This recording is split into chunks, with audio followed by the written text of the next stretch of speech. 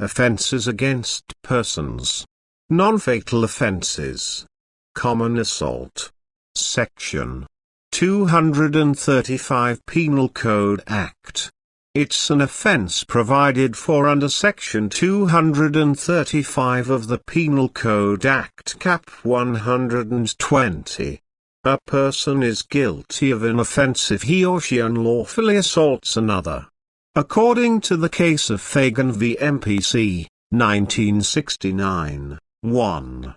QB at page 439, the House of Lords set the definition of assault as, an assault is committed where the defendant intentionally or recklessly causes the victim to apprehend immediate unlawful personal violence. In this case, Fagan was seated in his car when he was approached by a police officer who told him to move the vehicle. Fagan did so, reversed his car and rolled it onto the foot of the police officer. The officer forcefully told him to move the car off his foot, at which point Fagan swore at him and refused to move the vehicle and turned the engine off. Fagan was convicted of assaulting a police officer in the execution of his duty. Fagan subsequently appealed the decision. Fagan appealed on the basis that there cannot be an offence in assault in omitting to act and that driving onto the officer's foot was accidental, meaning that he was lacking mens rea when the act causing damage had occurred. The legal issue here was whether the prosecution had proven facts which had amounted to an assault. For an assault to be committed, both actus reus and mens rea must be established at the same time. It was agreed that an omission cannot establish an assault. The court held that, although assault is an independent crime and is to be treated as such, for practical purposes today, assault is generally synonymous with battery. At page 433. On this basis, it was held that Fagan's crime was not the refusal to move the car but that having driven onto the foot of the officer and decided not to cease the act, he had established a continual act of battery. This meant that actus reus and mens rea were present and as such, an assault was committed. Fagan's conviction was upheld. An assault is when someone makes another person fear the use of immediate force against them. This could be a raised fist, or running a finger across a throat. Physical contact is not necessary for common assault to take place. From the definition of Fagan's case, the elements of assault would include, 1. Intention or recklessness to cause apprehension. Assault requires intent, meaning that there has been a deliberate, unjustified interference with the personal right or liberty of another in a way that causes harm. In assault, intent is established if a reasonable person is substantially certain that certain consequences will result. It is also established whether or not the person actually intends those consequences to result. For example, pointing a gun at someone's head is substantially certain to result in apprehension for the victim. In criminal law, intent means acting with a criminal or wrongful purpose. The definition in Fagan's case points to acting purposely, knowingly, recklessly, or negligently.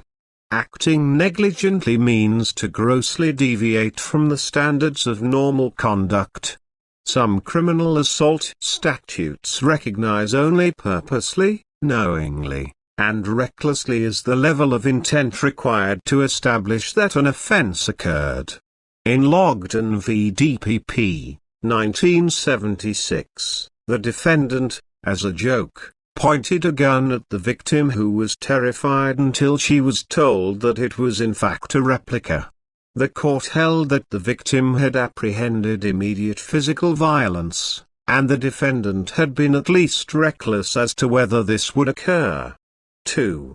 The conduct of the accused should cause immediate apprehension of imminent harm. The victim must have a reasonable apprehension of imminent injury or offensive contact. This element is established if the act would produce apprehension in the mind of a reasonable person. Apprehension is not the same as fear. Apprehension means awareness that an injury or offensive contact is imminent.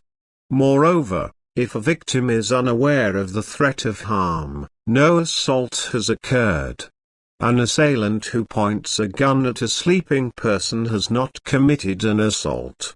Finally, the threat must be imminent, meaning impending or about to occur.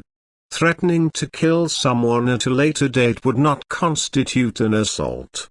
In Tuberville v. Savage, 1669, the defendant placed his hand on his sword hilt and told the victim, "If it were not assize time, I would not take such language from you."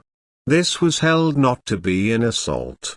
The words accompanying the action, of placing the hand on the sword, clearly demonstrated that because the assize judge was in town, the defendant was not going to use his sword. There could thus be no apprehension of immediate force. 3. Threat must be unlawful. There will be no assault where the threat is not unlawful. For example, reasonable punishment of a child. Where the victim consents. Where the accused acts in self-defense or prevention of a crime. In R.V. Arabk, 1988. A train was stationary at a train station. The appellant peered into a railway carriage looking for the victim. The victim was fearful of the appellant and jumped out of the carriage and started to run off. He was electrocuted when he stepped onto a live rail. He was convicted of constructive manslaughter and appealed. The appeal was allowed and the manslaughter conviction was quashed, stating that whilst the victim did apprehend immediate unlawful personal violence, the appellant's actions did not constitute an assault. There was thus no unlawful act. N.B. It should be noted that the requirement of immediacy in the crime of assault is generally understood to mean that the victim must perceive the threat as one which can be carried out there and then by the accused. The courts have on several occasions, however, given a somewhat liberal interpretation to the concept of immediacy in assault.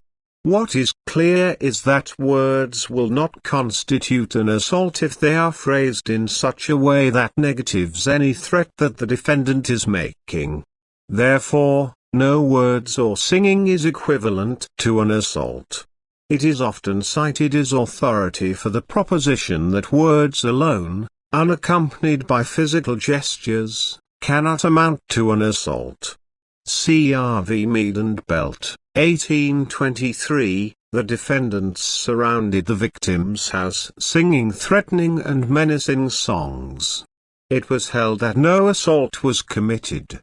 Holroyd J. stated, "No words or singing are equivalent to an assault." However, the House of Lords recently stated that an assault can be committed by words alone in Burstow R.V. Ireland, 1997. The case against Ireland was that during a period of 3 months in 1994, he harassed 3 women by making repeated telephone calls to them during which he remained silent. Sometimes, he resorted to heavy breathing. The calls were mostly made at night. He caused his victim to suffer psychiatric illness. The judge sentenced him to a total of 3 years imprisonment. The issue before court was whether psychiatric illness may amount to bodily harm and that whether the conduct of Ireland was capable of amounting to an assault. The court concluded that repeated telephone calls of a menacing nature may cause victims to apprehend immediate and unlawful violence. Court further stated that the silent caller intends by his silence to cause fear and the victim is assailed by uncertainty about his intentions. Fear may dominate her emotions, and it may be the fear that the caller's arrival at her door may be imminent. She may fear the possibility of immediate personal violence. As a matter of law, the caller may be guilty of an assault. Whether he is or not will depend on the circumstance and in particular on the impact of the caller's potentially menacing call or calls on the victim. That is certainly what we have to discuss on the offence of common assault. In the next session we shall look at the offence of assault occasioning actual bodily harm. Another of the offences against persons. If you have liked this session, please do not forget to subscribe and turn the notification bell on so that you do not miss the next session. Thanks.